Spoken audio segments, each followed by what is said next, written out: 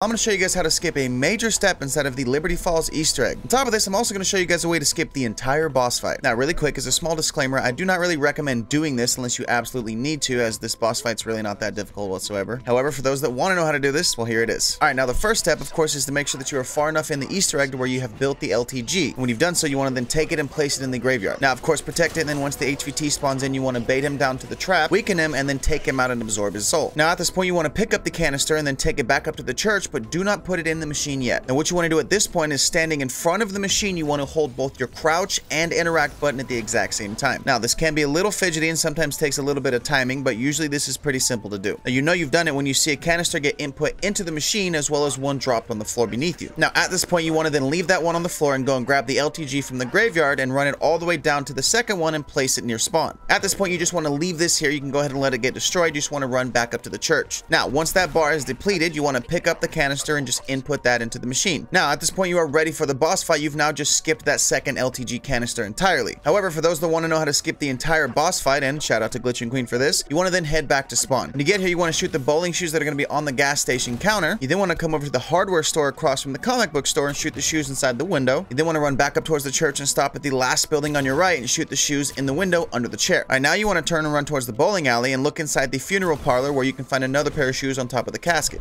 Alright, now finally you want to head up to the graveyard and look for the last pair of shoes hanging on the tree behind the armor by. Now, you do not want to shoot this one just yet. At this point, what you want to do is wait for a vermin round. When you do get to a vermin round, you want to save one of those vermin. You then want to head over and shoot these shoes. You then want to head back into the church, take out that vermin, and immediately start the boss fight. Now, the reason you've done it like this is because when you shoot those 5 shoes, it's going to then take you into the bowling alley Easter egg. However, for some reason, it will not take you in when it is a vermin round. So, by shooting the shoe, then the vermin, then initiating the boss fight, what's going to happen is it's going to start the boss fight, but it's also going to teleport you into the bowling alley. Now, at this point, you just want to have some fun bowling while the boss fight is running itself. Now, at some point, some manglers are going to spawn in here. Don't worry about these guys. They can't hurt you. However, when the bowling alley is done and it spits you out, those manglers will come with you and then they can hurt you. So at this point, you want to steer clear of the church and just take out these manglers. Then after a couple minutes, the boss fight is literally just going to finish itself. You will then go down and congratulations, you've now beat the boss fight. Now, that is going to be it on this one. If the video helps you out, please help me out by dropping a like on it. Otherwise, drop a comment and let me know how many times you guys have done the Liberty Falls Easter egg. For me, it's about 10 times or something like that.